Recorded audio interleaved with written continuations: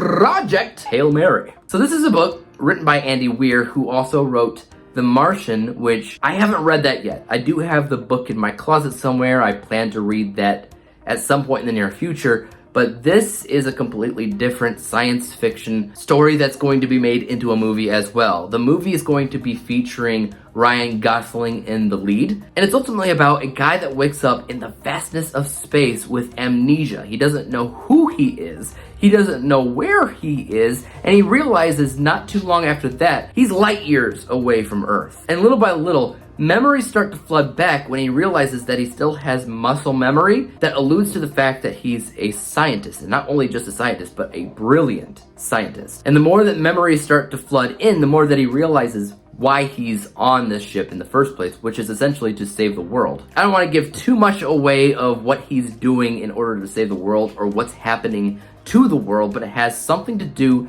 with the sun and how the brightness of the sun is slowly dimming. So the reason why he's light years away from Earth specifically is because he's tracking what it is that's affecting the sun and trying to somehow stop it. Along the way, he runs into a character that is named Rocky. I won't talk too much about Rocky because he's a big part of the plot and a big part of the heart and the soul of the story. And obviously Rocky's interaction with Dr. Grace, which is the character who's going to be eventually played by Ryan Gosling. One of the best things about this book that I really don't think will be translating all that well for the adaptation in the nearby future is the voice and the attitude of the narrator, which obviously is the character that's played by Ryan Gosling. Or will be, I'm sorry. In the book, it's very sarcastic, which led to a lot of people imagining who would play this character in a movie, and a lot of people thought Ryan Reynolds or Paul Rudd.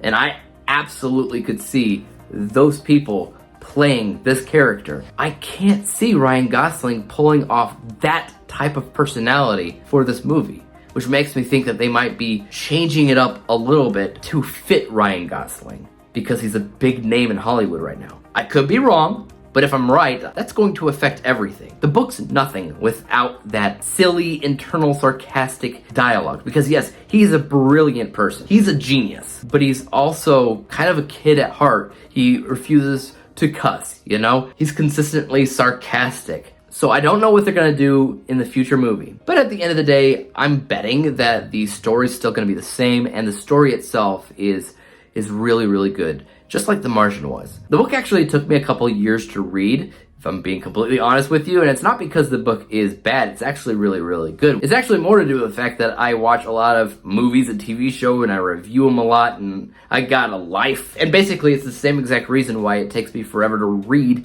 anything. But I do enjoy reading, and this is a solid science fiction book. On Goodreads, I rated it at 4 out of 5, so I'll just stick with that. And guys, have you read Project Hail Mary? Were you a fan of it? Are you a fan of The Martian? Are you looking forward to anticipating a future movie release with Ryan Gosling about Project Hail Mary? Let me know. And as for YouTube, you guys know what to do. Hit the like, subscribe button, and bell to be notified when I come out with my next review. And until then, peace out. Project Hail Mary, your last chance to survive. Through interstellar voids we strive. An extinction level threat looms ahead. There's